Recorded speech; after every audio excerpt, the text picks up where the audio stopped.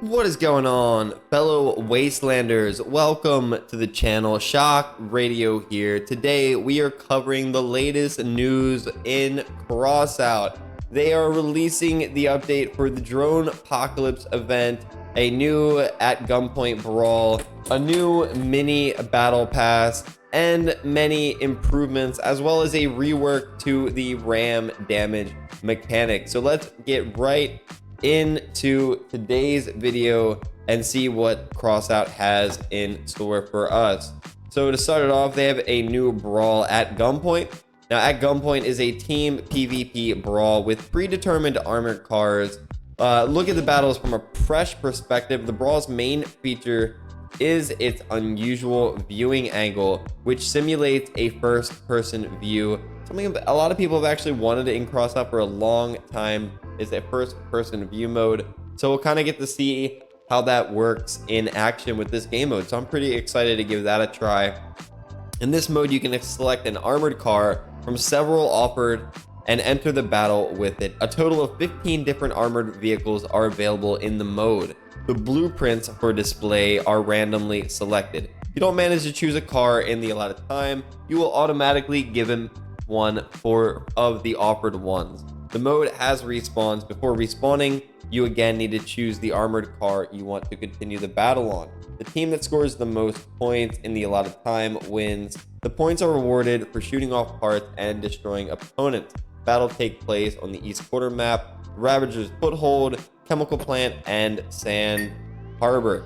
Now for the duration of the at gunpoint brawl, you will have a chain of tasks available to you every day. Destroy 2 players in brawl for a reward of 80 engineering badges, as well as win 3 battles in the brawl for a new reward, the Spotter's Container. When you open the container, a random reward is issued from the list. Now I don't have a list of these items right now.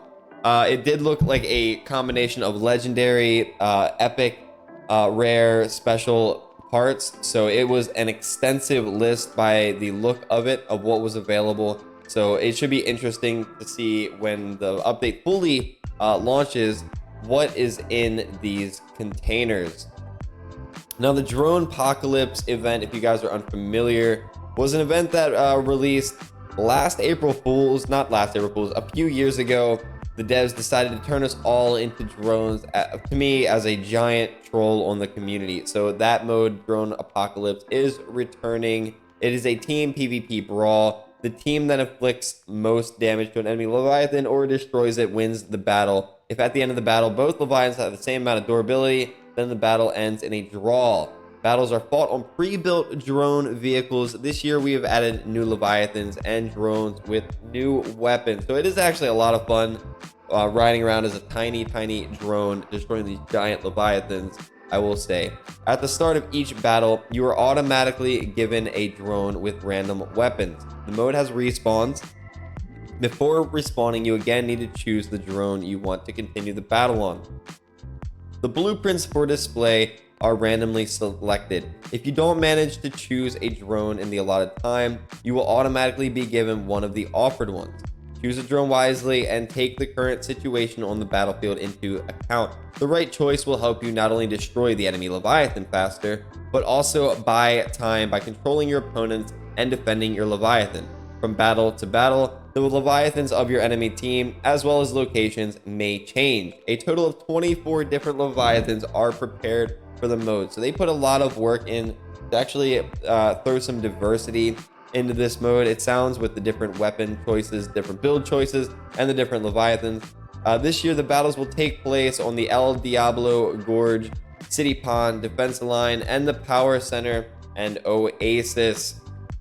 Special challenges. For the duration of Drone Apocalypse Brawl, you have a chain of tasks available to you every day. Deal 2,000 damage for a reward of 80 engineer badges, and win 3 battles for a container reward for the joke. When you open a container, a random reward is issued from the list. Again, I don't have an extensive list of these items at the moment, so I'll try to put that in my Discord when I get that, or on the community feed here on YouTube.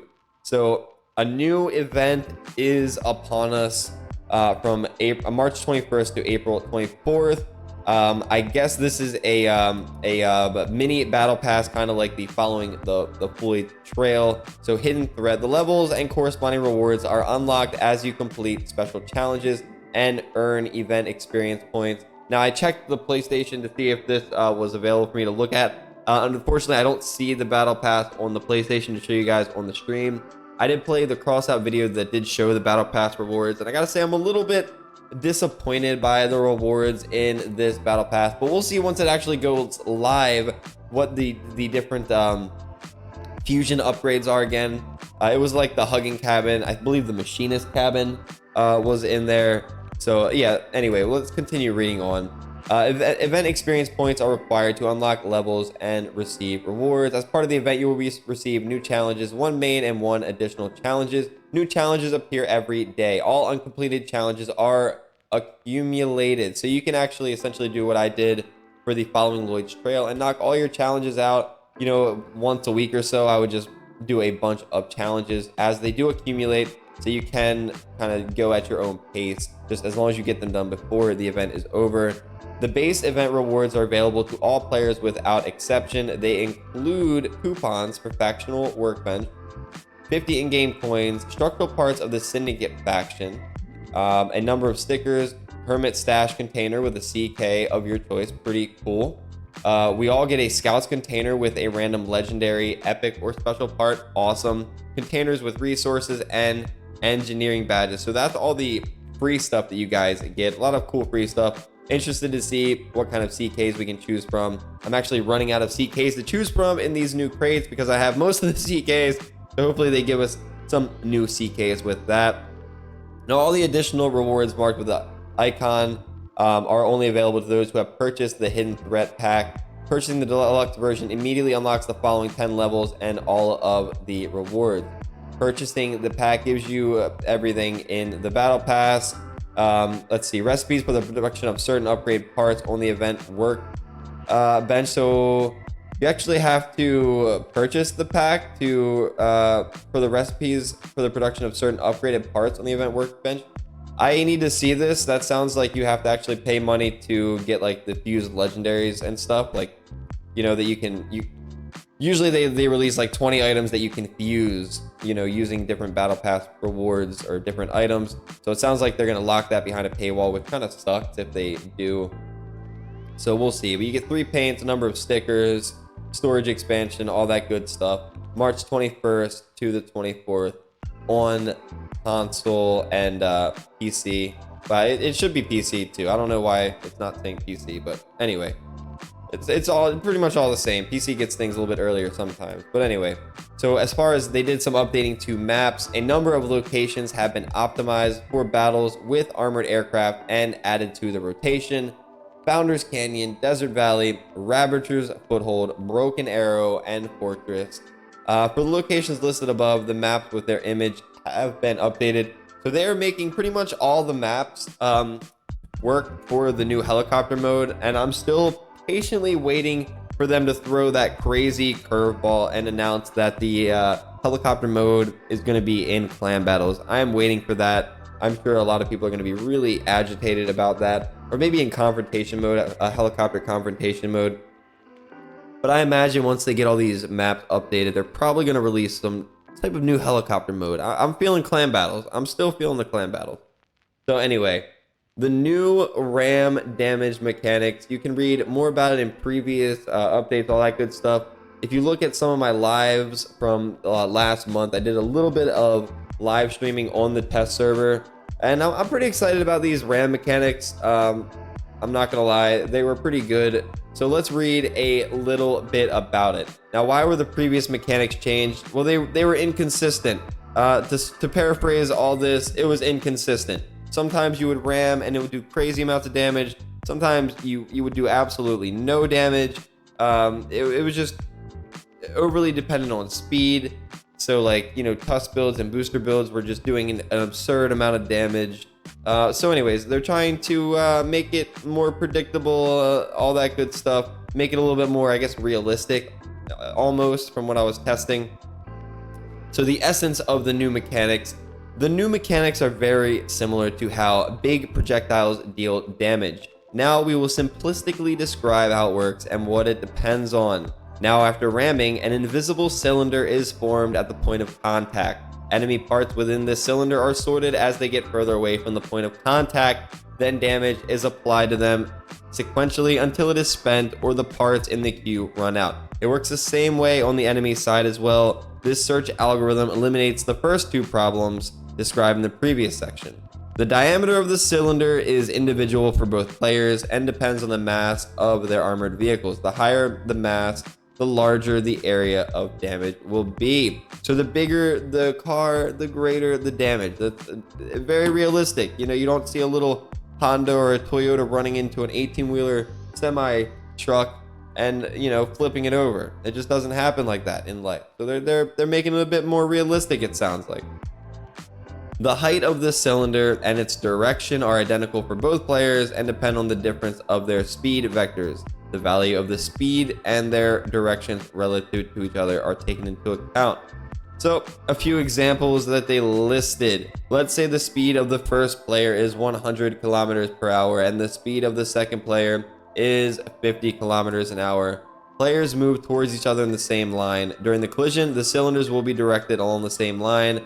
A speed value of 150 kilometers will go into the calculation of the height. So they're essentially moving at 150 kilometers an hour when they collide. So they go on to say another scenario, player 1 catches up with player 2, as in the first case. They move along the same line. The cylinder will again be directed along this line, but the height will be less because the speed of 50 kilometers will go into its calculation. 100 minus 50 will go into the calculation. Another example they give is that the speeds of the players are directed at an angle relative to each other. Depending on the angle, the height calculation will range from 50, the minimum possible when one player catches up with the other, to 150, a head-on collision. The direction of the cylinder will also depend on the direction of both speeds. The final damage value is calculated depending on the mass of the vehicle and how much the speeds of the armored cars have changed after collision. For example, if the collision occurred tangentially and the speeds hardly changed, then the total damage will be minor. If the speed of at least one of the players has changed significantly after the collision, the damage will also increase significantly. So this is terrifying for me again. I have said this before. In Leviathan clan battles, these giant brick builds always seem to stop these giant Leviathans. And it shouldn't be this way, but it is. And I'm very much worried that when this happens, my Leviathan is going to crumble. It was hard to test this out on the test server, but I didn't get a good reading on that when I was doing the test. It didn't seem too bad on the test server, I will say. So we'll see how this plays out in like this morning's Leviathan Wars. So yeah, stay tuned for that, for some crying from me about how bad Levy Wars are now. So yeah, anyway, reading on. Therefore, dealing and taking retaliatory damage will be unique for different vehicles and game situations. Due to the fact that when two players collide, both damage and possible depths of damage calculation, the same resulting speed and mass of both players will be taken into account. Slower and heavier vehicles deal more damage, often dealing it in an outer area, while lighter and faster ones will deal less damage, but mostly along the line of the interior. So a lot of changes to the RAM mechanics, but they had 2 rounds of testing servers for this, so it seems like they have enough data to put out what they think is a good update. Now, along with all these changes to the RAM mechanics and things, there have been a lot of changes to different structural parts and weapons and things like that. Now, due to the changes described above, yeah, these parts down here changed. Prior to the update, ramming and melee damage resistance used to be a single parameter. Now we split them into 2 separate ones to allow for more flexible configuration. So instead of resistance to ram damage, now they have resistance to ram damage, resistance to melee damage. So a little bit different now. Melee versus ram, ram versus melee. You know, they used to be the same thing, and now they're different. So, you know, I'll leave a link in the description below so you guys can like read through all these part changes. They're adding some things are now bumpers. Like I think the air splitter actually was a bumper before. Whereas there's some things in here that was not like bumpers, and now they're bumpers. I can't remember what they were, but they're changing a lot of parts. Honestly, it seems like they're increasing the durability of a lot of parts, but it depends on which part you're looking at. So let me look at this real quick just to point out a couple examples. Power score and durability. The parameters in brackets are the parameters that existed before, and the parameters outside of brackets are the current ones. So a lot of things like the air splitter, for example, had a mass increase and a slight durability decrease. So that kind of stinks. I was looking, the train plow actually had a big change, I believe. We'll look for the bigger ones. Let's see, where's the big one? Train plow. Yeah, so from 952 durability to 806, but from 416 mass to 403, is that right? And the power score went down. Do I have this right? Yeah, the power score went down. So, you know, we'll see how this plays out. Read through these stats if you guys would like to get some more info. Obviously, I don't want to read through every single number they changed here, but they did make changes to pretty much all of the bumpers and all that good stuff, and some passive melee weapons as well, the different twin blades, all that good stuff. They have changed, adding that resistance to melee damage, resistance to ram damage. Looks like the mass went up, durability went up for that, mass down, durability down. So it's kind of all over the place. There wasn't really a consistent, you know, everything went down or everything went up in mass or durability. It's a bit all over the place. So I'm trusting that they did their due diligence in you know, balancing out those parts. So they changed some parameters in other parts as well, like the Cerberus and the Bastion. Tracks, ML200, Bigram, Shiv, ST, and Meat Grinder all have added 50% resistance to melee damage. The Garrote legs, they added a 25% resistance to melee damage.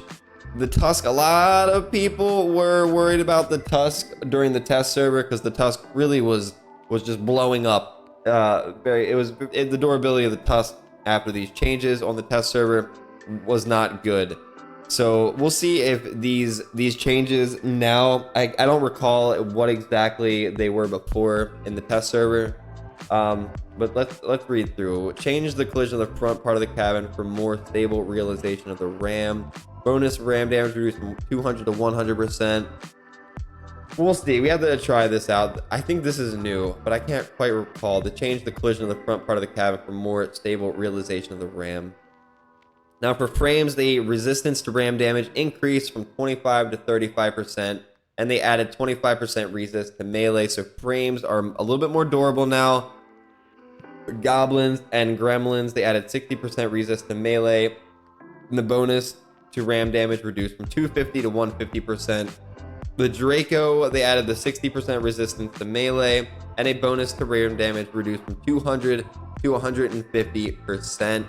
The Boar, Buzzsaw, Lacerator, Mauler, Harvester, and Charybdis all had an additional added 50% resistance to melee damage. Now they did do a bunch of interface changes. I'll leave this guy on the screen for you guys to read through. Nothing too crazy, just some changes to the interface there. They did also add a new soundtrack. So new music track for the garage. If you guys want to turn the audio on, I know most of you guys had the audio off. You can also go to their SoundCloud and check out OST Crossout Scream soundtrack. They did some miscellaneous changes, guys, and destroying a car horn mounted on a car doesn't result in the loss of its unique sound signal. Dude, that is so dope. I am mounting a horn now. Like, I am 100% gonna have to be using horns. You destroyed their horn before, and you know, no more horn. So now apparently if you lose your horn, you still have the unique sound of that horn. That is absolutely incredible. Cannot wait for that. They updated the appearance of M23 Defender, the RD1 listener, improved the animations of the Narwhal Cannon, Scotty, and the Jotun howitzer. Pretty awesome. It added effect of hits from flamethrowers on a number of surfaces, improved the firing effect of the Starfall, added a new Raider vehicles for battles at 14,000 power score levels. That's interesting. New Raider vehicles. Okay. All right, so bug fixes. Oh my God, they fixed so many bugs, you guys. These are a lot of bugs. So they fixed the bug that allowed players to participate in Bedlam mode on a Leviathan. Unfortunate. Fixed the bug that caused damage dealt in Bedlam mode to be counted as clan activity. That is crazy. Again, we're going to leave these on the screen for you guys to read through. A lot of bug fixes as well. Most seem to be simply cosmetic or aesthetic fixes, but there could be some more in-depth bug fixes. What do you guys think of these new ram damage mechanics? And before this video ends, I want to talk to you guys a little bit about the energy changes that the devs had talked about in the last test server. I know everyone is kind of freaking out about the energy changes. I kind of want to be a beacon of hope for you guys. From my testing, it didn't seem as bad as players are making it out. And I will say the biggest things that are going to be affected are going to be epic cabins and the different modules. And the reason being is, well, cabins now will give you different energy depending on the rarity. So like if you have a heavy cabin, say a humpback versus a cohort, well, the cohort will have more energy. So right now the humpback is pretty damn meta over the cohort, which to me shouldn't really be a thing. You know, a 700 coin cabin shouldn't be taking out a 5,000 coin cabin in this kind of environment, but it is. So taking that one energy point away from the humpback is kind of like, and the same with like my firebug blight. I might have to switch to a kami cabin permanently because the blight will just have one less energy than a kami cabin. So you have to start considering things like that. Or the other thing for my particular firebug build, to adapt to the energy changes, if they go forward with the energy changes in the future, I would simply have to reduce my cloak by going from a purple cloak to a teal cloak. Not really a big deal. So maybe like the cannon builds might have to go from a flywheel to a discharger to save one energy point, or you might have to go from a legendary engine to a epic engine to save an energy point.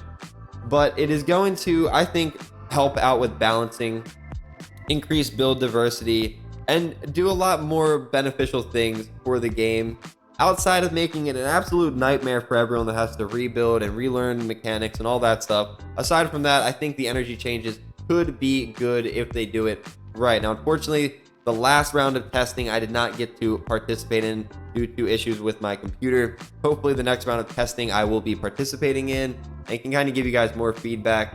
But overall, I think the energy changes aren't too terrible in the end of the game. So let me know what you guys think in the comments about all this stuff, from these bug fixes to, you know, the RAM mechanic changes, all that stuff. I love hearing from you guys.